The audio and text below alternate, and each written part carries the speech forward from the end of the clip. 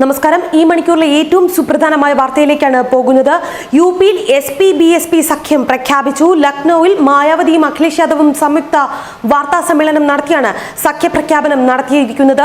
എല്ലാ വ്യത്യാസങ്ങളും മാറ്റി നിർത്തി ഒരുമിച്ച് മുന്നോട്ട് പോകുമെന്ന് മായാവതി അറിയിച്ചിട്ടുണ്ട്. SP-BSP സഖ്യം നരേന്ദ്രമോദിയുടെയും BJP ദേശീയ അധ്യക്ഷൻ അമിത്ഷായുടെയും ഉറക്കം കെടുത്തുമെന്നും അവർ പറഞ്ഞു.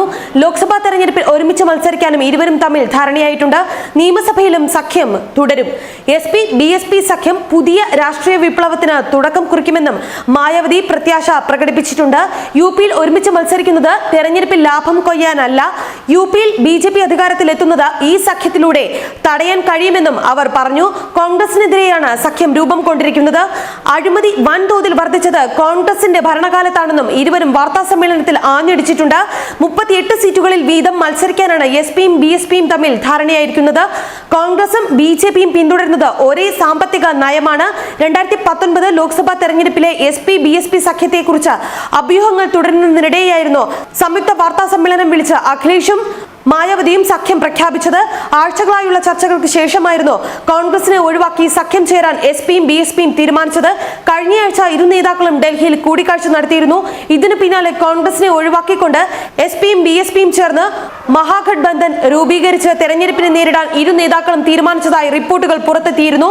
പ്രാദേശിക പാർട്ടികളായ രാഷ്ട്രീയ ലോക്ദൾ, നിഷാദ് പാർട്ടി എന്നിവരും മഹാഗഠബന്ധനിൽ പങ്കാളികളായേക്കുമെന്നാണ് സൂചന. അതേസമയം കോൺഗ്രസിന്റെ സിറ്റിംഗ് സീറ്റായ റായ്ബറേലിയിലും അമേഠിയിലും SP-യും BSP സഖ്യവും സ്ഥാനാർത്ഥികളെ നിർത്തിയേക്കില്ല. ഈ 2 സീറ്റുകൾ കോൺഗ്രസിന് വിട്ടുകൊടുക്കാനാണ് സഖ്യം നേരത്തെ തീരുമാനിച്ചിരുന്നത്. BSP-SP-RLD സഖ്യമായിരിക്കും BJPക്ക് വെല്ലുവിളി സൃഷ്ടിച്ച് യുപിയിൽ രംഗത്തുണ്ടാവുക എന്നാണ് വിവരം. സഖ്യത്തിൽ നിന്ന് പുറത്തായ സാഹചര്യത്തിൽ കോൺഗ്രസ് 25 സീറ്റിൽ യുപിയിൽ മത്സരിച്ചേക്കുമെന്നും വിവരമുണ്ട്. ഇതിൽ 23 സീറ്റിൽ കോൺഗ്രസിന് വിജയ പ്രതീക്ഷ.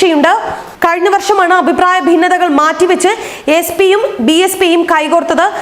സഖ്യം 3 ഉപതെരഞ്ഞെടുപ്പുകളിൽ വിജയം നേടുകയും ചെയ്തിരുന്നു. ഈ വിജയത്തിന്റെ പശ്ചാത്തലത്തിലാണ് സഖ്യവുമായി മുന്നോട്ട് പോകാൻ ഇവർ തീരുമാനിച്ചിരിക്കുന്നത്.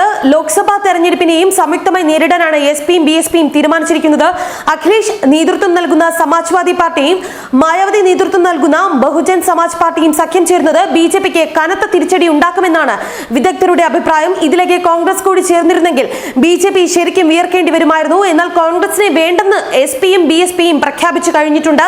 80 ലോക്സഭാ സീറ്റുള്ള യുപിയിൽ ജയിക്കാൻ സാധിക്കുന്നവർക്ക് കേന്ദ്ര സർക്കാർ ഉണ്ടാക്കുന്നതിൽ മുഖ്യ പങ്ക് ലഭിക്കുമെന്നതാണ് ചരിത്രം ചൂണ്ടിക്കാട്ടുന്നത്.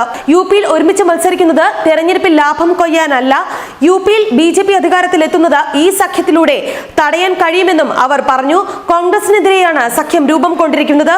അഴിമതി വൻതോതിൽ വർദ്ധിച്ചത് കോൺഗ്രസിന്റെ ഭരണകാലത്താണെന്നും ഇരുവരും വാർത്താ സമ്മേളനത്തിൽ ആഞ്ഞടിച്ചിട്ടുണ്ട്.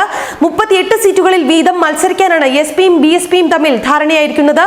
കോൺഗ്രസും BJP-യും പിന്തുടരുന്നത് ഒരേ സാമ്പത്തിക നയമാണ്. 2019 ലോക്സഭാ തെരഞ്ഞെടുപ്പിലെ SP-BSP സഖ്യത്തെക്കുറിച്ച് അഭ്യൂഹങ്ങൾ തുടരുന്നതിനിടെയായിരുന്നു സംയുക്ത വാർത്താ സമ്മേളനം വിളിച്ച് അഖിലേഷും മായാവതിയും സഖ്യം പ്രഖ്യാപിച്ചത്.